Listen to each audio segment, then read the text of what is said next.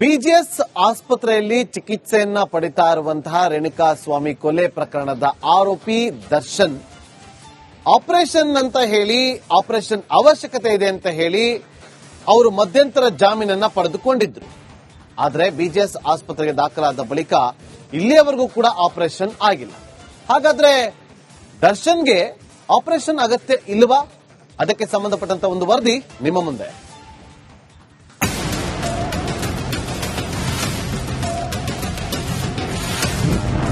ಆರೋಪಿ ದರ್ಶನ್ಗೆ ಸರ್ಜರಿ ಅಗತ್ಯವಿಲ್ವಾ?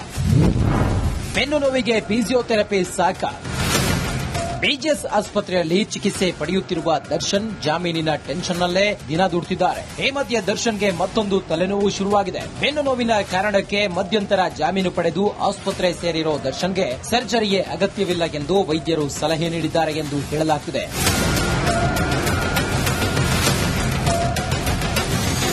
ದರ್ಶನ್ಗೆ ಸರ್ಜರಿ ಅಗತ್ಯ ಇಲ್ಲ, ಫಿಸಿಯೋಥೆರಪಿ ಸಾಕು ಎಂದು ವೈದ್ಯರು ಹೇಳ್ತಿದ್ದಾರಂತೆ. ಸದ್ಯ ದರ್ಶನ್ 90 ನಿಮಿಷಗಳ ಕಾಲ ಫಿಸಿಯೋಥೆರಪಿ ಮಾಡಿಸಿಕೊಳ್ಳುತ್ತಿದ್ದಾರಂತೆ. ಫಿಸಿಯೋಥೆರಪಿಯಿಂದ ದರ್ಶನ್ ಆರೋಗ್ಯದಲ್ಲಿ ಚೇತರಿಕೆ ಕಂಡುಬರುತ್ತಿದ್ದು ಕಾಲು ಬೆನ್ನು ನೋವು ಶಮನವಾಗುತ್ತಿದೆಯಂತೆ.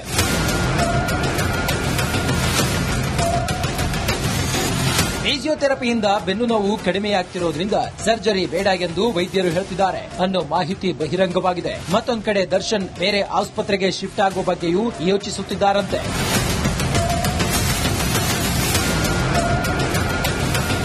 ದೀಪ್ತಿ ತೊಳ್ಪಾಡಿ, ರಿಪಬ್ಲಿಕ್ ಕನ್ನಡ, ಬೆಂಗಳೂರು. ಬಿಜಿಎಸ್ ಆಸ್ಪತ್ರೆಯಲ್ಲಿ ಚಿಕಿತ್ಸೆಯನ್ನ ಪಡಿತಾ ಇರುವಂತಹ ರೇಣುಕಾ ಸ್ವಾಮಿ ಕೊಲೆ ಪ್ರಕರಣದ ಆರೋಪಿ ದರ್ಶನ್ ಆಪರೇಷನ್ ಅಂತ ಹೇಳಿ ಆಪರೇಷನ್ ಅವಶ್ಯಕತೆ ಇದೆ ಅಂತ ಹೇಳಿ ಅವರು ಮಧ್ಯಂತರ ಜಾಮೀನನ್ನ ಪಡೆದುಕೊಂಡಿದ್ರು. ಆದರೆ ಬಿಜಿಎಸ್ ಆಸ್ಪತ್ರೆಗೆ ದಾಖಲಾದ ಬಳಿಕ ಇಲ್ಲಿಯವರೆಗೂ ಕೂಡ ಆಪರೇಷನ್ ಆಗಿಲ್ಲ. ಹಾಗಾದ್ರೆ ದರ್ಶನ್ಗೆ ಆಪರೇಷನ್ ಅಗತ್ಯ ಇಲ್ವಾ? ಅದಕ್ಕೆ ಸಂಬಂಧಪಟ್ಟಂತ ಒಂದು ವರದಿ ನಿಮ್ಮ ಮುಂದೆ.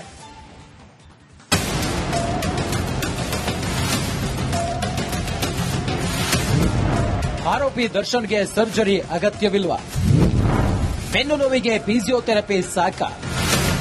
ಬಿಜಿಎಸ್ ಆಸ್ಪತ್ರೆಯಲ್ಲಿ ಚಿಕಿತ್ಸೆ ಪಡೆಯುತ್ತಿರುವ ದರ್ಶನ್ ಜಾಮೀನಿನ ಟೆನ್ಷನ್ನಲ್ಲೇ ದಿನ ದುಡಿದಿದ್ದಾರೆ. ಈ ಮಧ್ಯೆ ದರ್ಶನ್ಗೆ ಮತ್ತೊಂದು ತಲೆನೋವು ಶುರುವಾಗಿದೆ. ಬೆನ್ನು ನೋವಿನ ಕಾರಣಕ್ಕೆ ಮಧ್ಯಂತರ ಜಾಮೀನು ಪಡೆದು ಆಸ್ಪತ್ರೆ ಸೇರಿರೋ ದರ್ಶನ್ಗೆ ಸರ್ಜರಿಯೇ ಅಗತ್ಯವಿಲ್ಲ ಎಂದು ವೈದ್ಯರು ಸಲಹೆ ನೀಡಿದ್ದಾರೆ ಎಂದು ಹೇಳಲಾಗಿದೆ.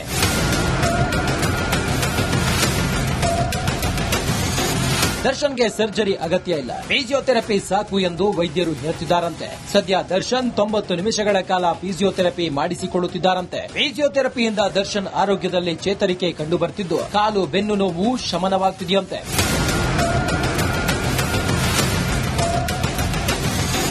ಫಿಸಿಯೋಥೆರಪಿಯಿಂದ ಬೆನ್ನು ನೋವು ಕಡಿಮೆಯಾಗ್ತಿರೋದ್ರಿಂದ ಸರ್ಜರಿ ಬೇಡ ಎಂದು ವೈದ್ಯರು ಹೇಳ್ತಿದ್ದಾರೆ ಅನ್ನೋ ಮಾಹಿತಿ ಬಹಿರಂಗವಾಗಿದೆ. ಮತ್ತೊಂದು ಕಡೆ ದರ್ಶನ್ ಬೇರೆ ಆಸ್ಪತ್ರೆಗೆ ಶಿಫ್ಟ್ ಆಗುವ ಬಗ್ಗೆಯೂ ಯೋಚಿಸುತ್ತಿದ್ದಾರಂತೆ.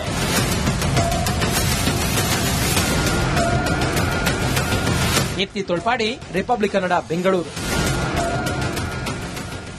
ಬಿಜಿಎಸ್ ಆಸ್ಪತ್ರೆಯಲ್ಲಿ ಚಿಕಿತ್ಸೆಯನ್ನ ಪಡಿತಾ ಇರುವಂತಹ ರೇಣುಕಾ ಸ್ವಾಮಿ ಕೊಲೆ ಪ್ರಕರಣದ ಆರೋಪಿ ದರ್ಶನ್ ಆಪರೇಷನ್ ಅಂತ ಹೇಳಿ ಆಪರೇಷನ್ ಅವಶ್ಯಕತೆ ಇದೆ ಅಂತ ಹೇಳಿ ಅವರು ಮಧ್ಯಂತರ ಜಾಮೀನನ್ನ ಪಡೆದುಕೊಂಡಿದ್ರು.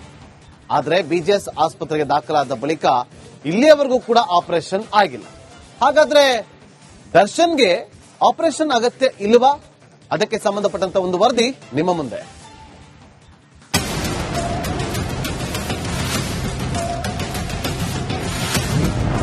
ಆರೋಪಿ ದರ್ಶನ್ಗೆ ಸರ್ಜರಿ ಅಗತ್ಯವಿಲ್ವಾ? ಬೆನ್ನು ನೋವಿಗೆ ಫಿಸಿಯೋಥೆರಪಿ ಸಾಕ? ಬಿಜಿಎಸ್ ಆಸ್ಪತ್ರೆಯಲ್ಲಿ ಚಿಕಿತ್ಸೆ ಪಡೆಯುತ್ತಿರುವ ದರ್ಶನ್ ಜಾಮೀನಿನ ಟೆನ್ಷನ್ನಲ್ಲೇ ದಿನ ದುಡಿದಿದ್ದಾರೆ. ಈ ಮಧ್ಯೆ ದರ್ಶನ್ಗೆ ಮತ್ತೊಂದು ತಲೆನೋವು ಶುರುವಾಗಿದೆ. ಬೆನ್ನು ನೋವಿನ ಕಾರಣಕ್ಕೆ ಮಧ್ಯಂತರ ಜಾಮೀನು ಪಡೆದು ಆಸ್ಪತ್ರೆ ಸೇರಿರೋ ದರ್ಶನ್ಗೆ ಸರ್ಜರಿಯೇ ಅಗತ್ಯವಿಲ್ಲ ಎಂದು ವೈದ್ಯರು ಸಲಹೆ ನೀಡಿದ್ದಾರೆ ಎಂದು ಹೇಳಲಾಗಿದೆ.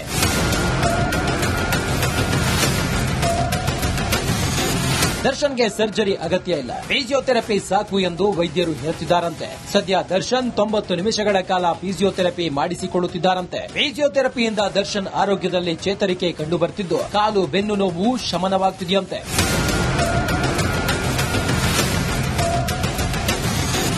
ಫಿಸಿಯೋಥೆರಪಿಯಿಂದ ಬೆನ್ನು ನೋವು ಕಡಿಮೆಯಾಗ್ತಿರೋದ್ರಿಂದ ಸರ್ಜರಿ ಬೇಡ ಎಂದು ವೈದ್ಯರು ಹೇಳ್ತಿದ್ದಾರೆ ಅನ್ನೋ ಮಾಹಿತಿ ಬಹಿರಂಗವಾಗಿದೆ. ಮತ್ತೊಂದು ಕಡೆ ದರ್ಶನ್ ಬೇರೆ ಆಸ್ಪತ್ರೆಗೆ ಶಿಫ್ಟ್ ಆಗುವ ಬಗ್ಗೆಯೂ ಯೋಚಿಸುತ್ತಿದ್ದಾರಂತೆ.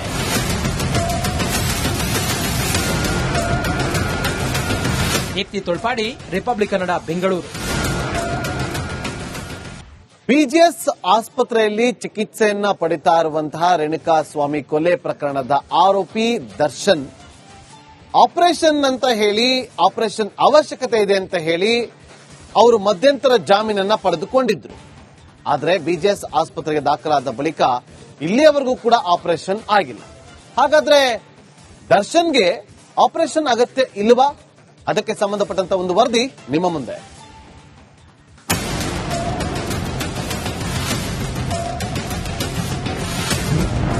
ಆರೋಪಿ ದರ್ಶನ್ಗೆ ಸರ್ಜರಿ ಅಗತ್ಯವಿಲ್ವಾ?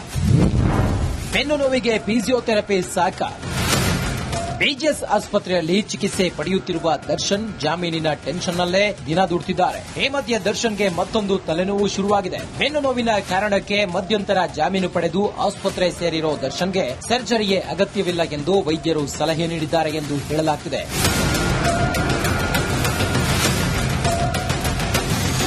ದರ್ಶನ್ಗೆ ಸರ್ಜರಿ ಅಗತ್ಯ ಇಲ್ಲ, ಫಿಸಿಯೋಥೆರಪಿ ಸಾಕು ಎಂದು ವೈದ್ಯರು ಹೇಳ್ತಿದ್ದಾರಂತೆ. ಸದ್ಯ ದರ್ಶನ್ 90 ನಿಮಿಷಗಳ ಕಾಲ ಫಿಸಿಯೋಥೆರಪಿ ಮಾಡಿಸಿಕೊಳ್ಳುತ್ತಿದ್ದಾರಂತೆ. ಫಿಸಿಯೋಥೆರಪಿಯಿಂದ ದರ್ಶನ್ ಆರೋಗ್ಯದಲ್ಲಿ ಚೇತರಿಕೆ ಕಂಡುಬರುತ್ತಿದ್ದು ಕಾಲು ಬೆನ್ನು ನೋವು ಶಮನವಾಗುತ್ತಿದೆಯಂತೆ.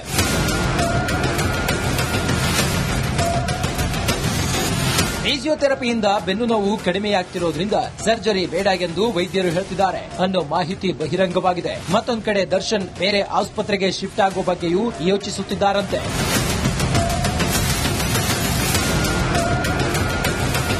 ದೀಪ್ತಿ ತೊಳ್ಪಾಡಿ, ರಿಪಬ್ಲಿಕ್ ಕನ್ನಡ, ಬೆಂಗಳೂರು. ನಮಸ್ಕಾರ, ಕರ್ನಾಟಕ ಪ್ರೈಮ್ ಟೈಮ್ಗೆ ಸ್ವಾಗತ. ನಾನು ಜಯಪ್ರಕಾಶ್ ಶೆಟ್ಟಿ. ಇಡೀ ಕರ್ನಾಡು ಇವತ್ತು ರೆಬೆಲ್ ಆಗಿ ನಿಂತಿದೆ. ಈ ಹಗರಣಗಳನ್ನು ಸದನದಲ್ಲಿ ಪ್ರಸ್ತಾಪ ಮಾಡಲು ಕೂಡ ಕಾಂಗ್ರೆಸ್ ಹಿಂದೇಟು ಹಾಕಿದ್ದೇಕೆ? ನಿಮ್ಗೆ ಸಂಬಳ ಅದಕ್ಕೆ, ನಿಮಗೆ ವಾಹನ ಅದಕ್ಕೆ, ನಿಮಗೆ ವೆಪನ್ ಅದಕ್ಕೆ, ನೀವು ಅದನ್ನು ಸೆರೆ ಹಿಡಬೇಕಾಗಿತ್ತು. ನೀವು ವಿದ್ಯುತ್ ಬರ ಇದೆ ಅಂತ ಹೇಳ್ತಾ ಇದ್ದೀರಿ, ಎಲ್ಲಿ ಬರ ಇದೆ ನೀವು ಹೇಳಬೇಕು. ಪಾಕಿಸ್ತಾನ್ ಆಕ್ಯುಪೈಡ್ ಕಾಶ್ಮೀರ್ ಅದು ಎಂದೆಂದಿಗೂ ನಮ್ಮದು. 40 ಮೆಷಿನ್ಗಳು ತಂದಿತ್ತು ನೋಟ್ ಎಣಿಸುವುದಕ್ಕೆ, ಅದೇ ಹಾಳ. ಮತ್ತು ಮಥುರಾದ ಗಲಾಟೆ ಇದೆಯಲ್ಲ, ಅದು ಸ್ಥಳೀಯವಾಗಿ ಕೂತು ಪರಿಹರಿಸಬಹುದಾದಂತಹ ಕಾನೂನಿದೆ. ಗ್ಯಾರಂಟಿ ಯೋಜನೆಯಿಂದ ನಷ್ಟ ಆಗಿದೆ, ಲಾಭ ಆಗಿದೆ, ದಯವಿಟ್ಟು ಹೇಳಿ. Dawood Ibrahim most wanted criminal ಯಾವಾಗಾದ ಅಂದ್ರೆ ಇಲ್ಲಿ ತನಕ ಭಾರತ ದೇಶದಲ್ಲಿ ಓರ್ವ ದಲಿತ ಪ್ರಧಾನಿಯಾದಂಥ ಇತಿಹಾಸವೇ ಇಲ್ಲ. ರಿಪಬ್ಲಿಕ್ ವರ್ಲ್ಡ್ ಆಪ್ ಇದು ಕೇವಲ ಅಪ್ಲಿಕೇಶನ್ ಅಲ್ಲ, ಸಮಗ್ರ ಸುದ್ದಿಗಳ ಸಂಪರ್ಕ ಮಾರ್ಗಕ್ಕೆ ಕ್ರಾಂತಿಕಾರಿ ಬದಲಾವಣೆ.